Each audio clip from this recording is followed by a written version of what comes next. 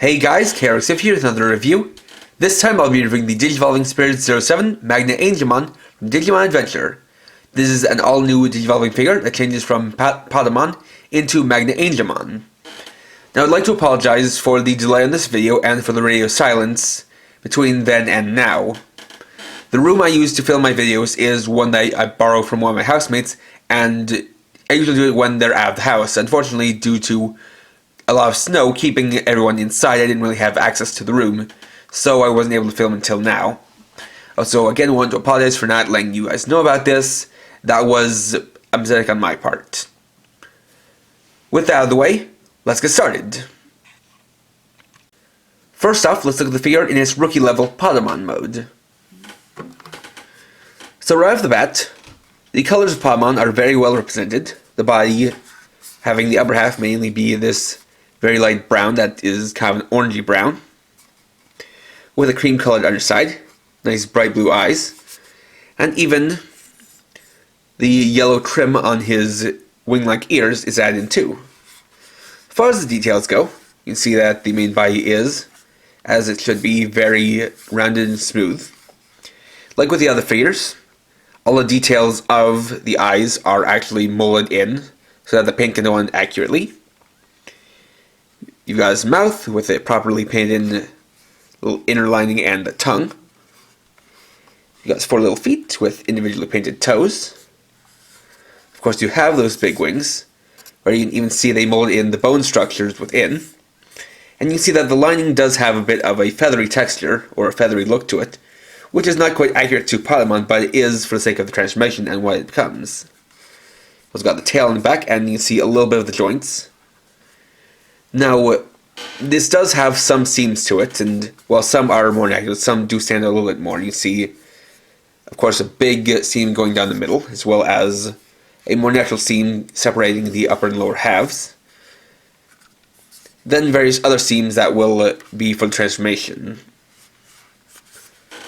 Now for his articulation, first off, you have the ears, which are on these ball joints. Then you also have hinges as well. So you've got a very good range of motion. And then the other part that's articulated is the legs, which are on ball joints, though the front legs are more articulate than the back legs. For the most part, this mode does do a very good job at hiding the alternate mode, with the only way you can really see it is a little bit from the back and then a little bit on the underside. But when really set down, you're not going to be looking at him from any kind of angles where you can see a lot of the hidden details. So for the transformation, to start off, I'm going to take the lower part of the face and disconnect it from the upper part, which is a pretty tight connection, but once we get it unstuck,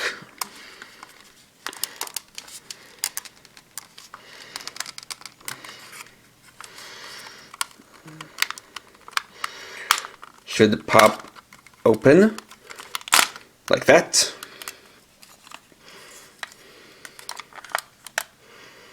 And we can already see the start of transformation, and you can see where most of the parts are hidden. So then continue on from there, we'll disconnect the lower parts of the body from the upper halves. Disconnect the legs. Then take the face, pull it forward and lift it up. From there, we'll split this in half.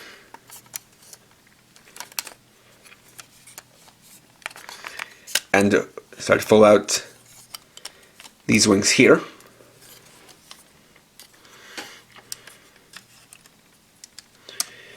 Next we're going to come here to what was the back and tail. Split that apart. And unfold these golden ribbon parts.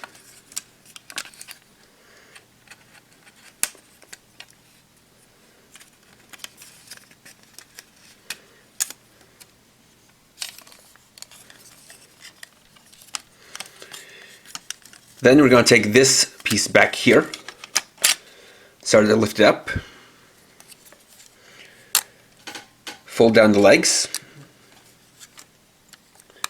then take these pieces and flip them up to become the kneecaps, as well as straightening out the legs like so. I'm going to come down to the feet, which are die cast. And then fold them inwards like so. We'll fold the back legs up into these shell pieces. Then flip them around and fold them against the backs of the legs.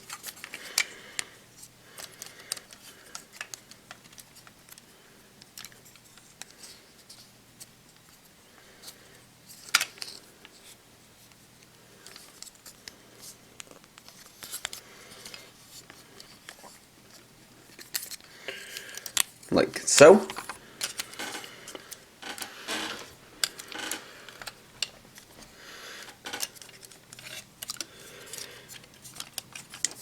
Gotta just move these up and out of the way for a little bit. Coming back to this. Now I want to move it up to here. And at this point I'm going to bring in this piece, which is a little attachment piece that can go onto the fader to connect with a Tamashii stage. And if you want to use it, you would clip it on to here while it's at this point in the transformation. And then you can just stick the stand in here. But since I don't have one, I'll just be removing it.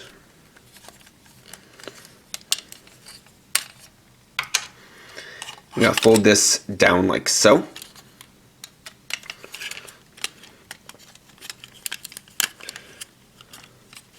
Down these double hinges. I'll fold these to the back.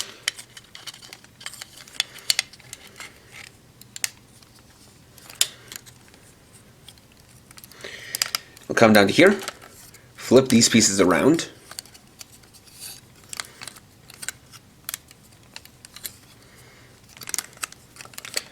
And fold them forward. Then flip and move forward. We'll fold the other legs back here like so. And take these wing pieces and fold them in front of each other. Take the ribbons and fold them down to the side, ribbons rather. Next we're going to unfold the arms. And one thing you notice is that it does have this elbow pad here piece, which in my experience has a bit of a bad tendency to pop off, but it can be pretty easily reattached. And it's one of those pieces which might be worth gluing in.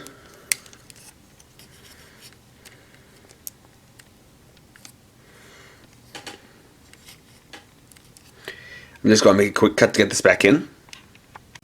Getting back to where I was, I'll unfold the arms. For the left arm, fold down this shield piece. For the right arm, I'm going to take this sword piece, flip it all the way around, and unfold these wings.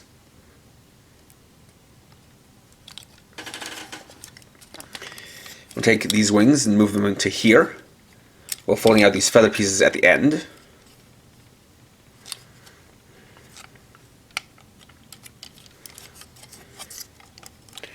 These pieces, you can see they've got some joints here, so we're going to fold them back like so.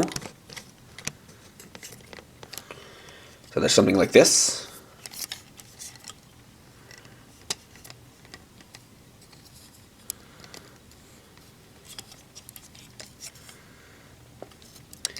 Then,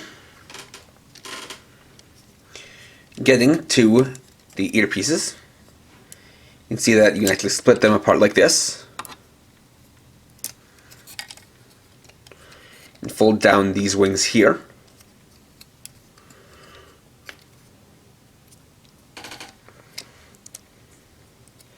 Then take these ones and using these joints, I'm going to fold them forward and over these pieces here to complete the final set of wings.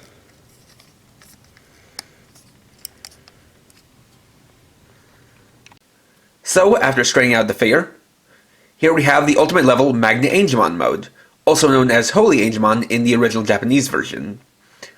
This guy has a lot of details to go over, so let's take a look at them.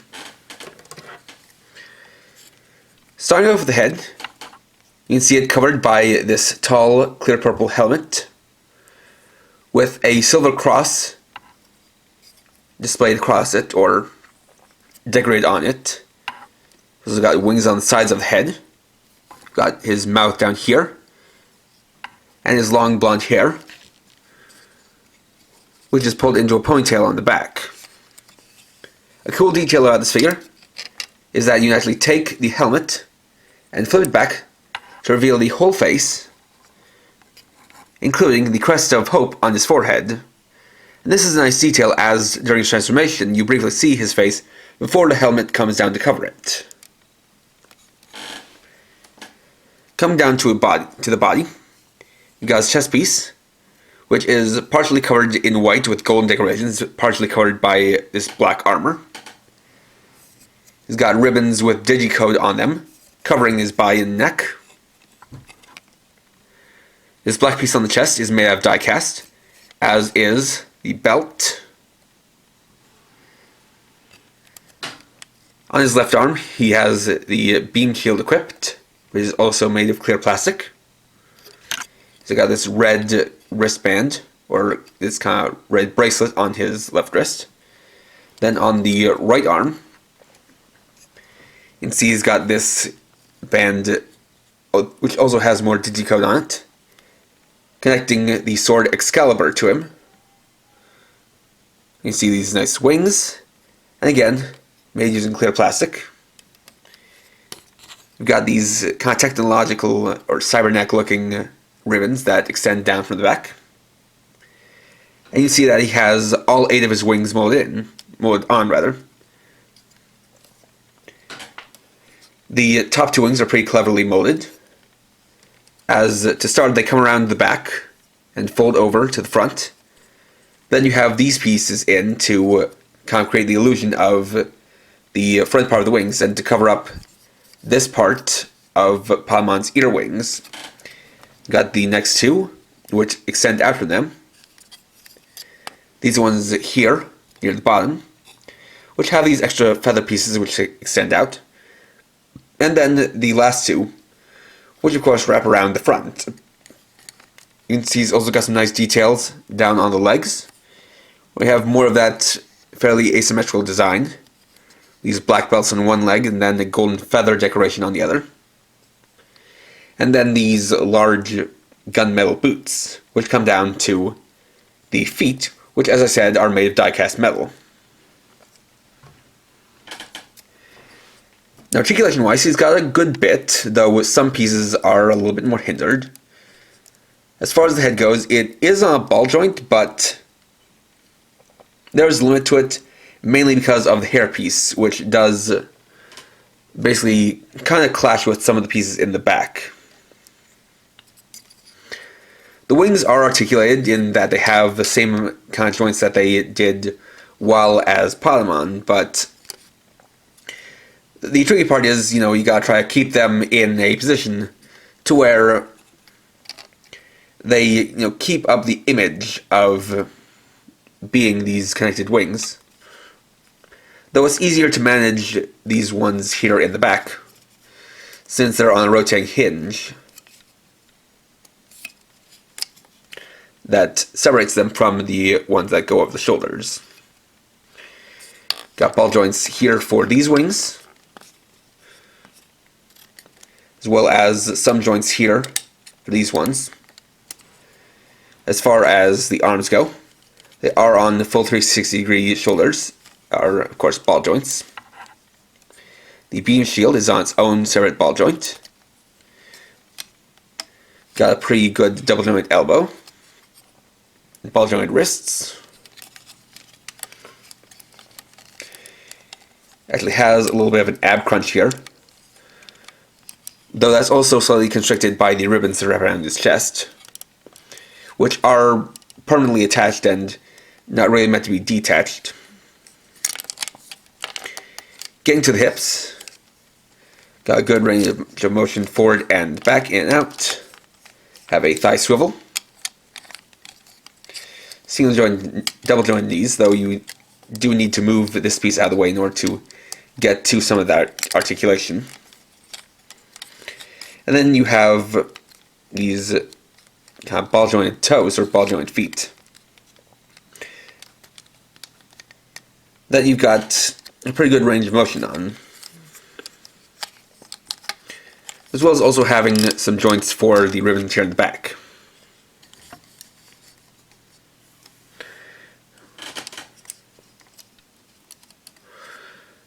Now for a little comparison, we'll bring in MagnaAngemon's female counterpart, Angemon. You can see that they are fairly in scale with each other, though the level of quality on the two is quite a bit different.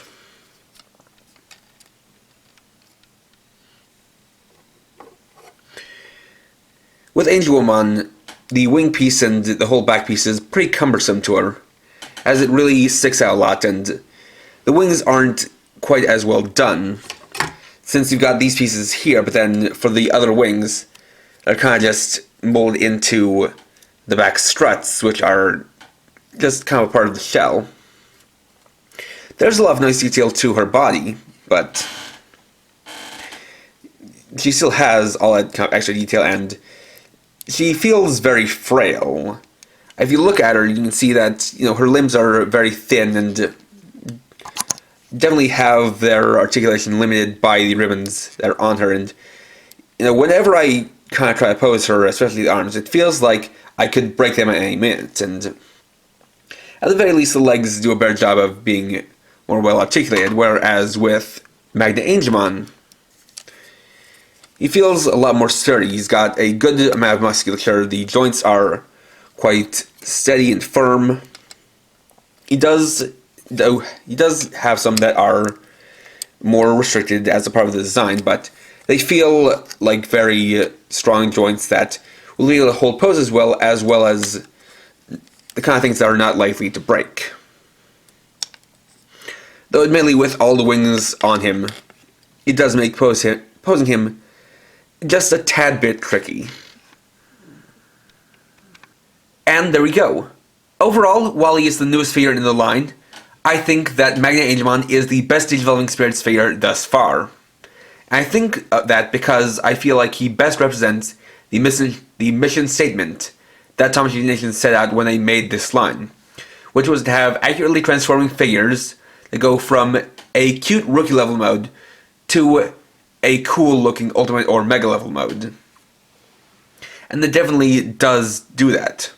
The Patamon mode is very accurate and very cute, as well as being able to very well hide the alternate parts or all the parts that make MagnaAngemon. It also has an intricate but not too difficult transformation, and when it's transformed, it's got a lot of very well represented details, a lot of nice paint, good articulation, and good amount of diecast in the right places. Interestingly enough, these two modes that the sphere has, while not originally having a figure together, were both represented in other figures. With Patamon, there was originally in the Digimon Adventure Digivolving series a Patamon to Angemon figure that was also brought over to the US. I definitely can say that this is where it pulls a lot of the information for transformation from, as that one also involved the main kind of transformed mode being encased in a shell that was Patamon and then using most of that shell to become the wings. As for MagnaAngemon, that one's a more interesting case, as he was actually part of an American exclusive figure that transformed from MagnaAngemon into Seraphimon, though he was one of those figures where basically you flipped around some parts to change between the two. And I can definitely see that this is better than both of those figures in both regards. As far as the flaws go, I'd say that the one fatal flaw this sphere has is that with all the wings on the back, he's very back heavy. In fact, the only way I'm getting him to stand in this pose is, as you can see, by having him lean up against my back wall. So even though I don't have one, I would say that if you're going to buy the sphere and try to get into some kind of dynamic action pose to display, I would certainly recommend picking up a Tamashii Stage Act 5 to go along with it, so that you can have him hold that pose and stay standing. But if you're a fan of Patamon or MagnaAngemon, I can definitely recommend picking up the sphere. The one thing to note before I get to what my next review is going to be is that there was a bit of a longer wait to get to this sphere than the last one, about 3 months instead of 2 months. And unfortunately for you guys at home, it's going to be even longer than that until you guys see another Digivolving Spheres review, as while I don't typically like to spoil what the next one in the line is going to be, it has already been established for a little while that the next sphere in the line will be the premium Bandai exclusive, or the Tamashii Web Shop exclusive, Black War Greymon, which turns from, of course, MagnaAngemon into Black War Greymon, and this is our first repaint of the line, and it's not one that I'm going to be picking up. Rather, it's one that I won't be picking up, as I don't really have interest in picking up a repaint in the series, and Black War Greymon as a character never really interested me that much, so we'll have to see what the next one is, and you'll have to wait and see what it is, and it might just take a little bit of a longer while to get to. Anyway, next time I'll be reviewing the Prime Rogue Full Bottle, Tuesday at 6 PM PST. So, thanks for watching. If you enjoyed this video, please leave a like. Let me know your thoughts down in the comments, and if you're new and would like to see more, please subscribe and hit the bell icon. And for now, this is KRX50, writing off.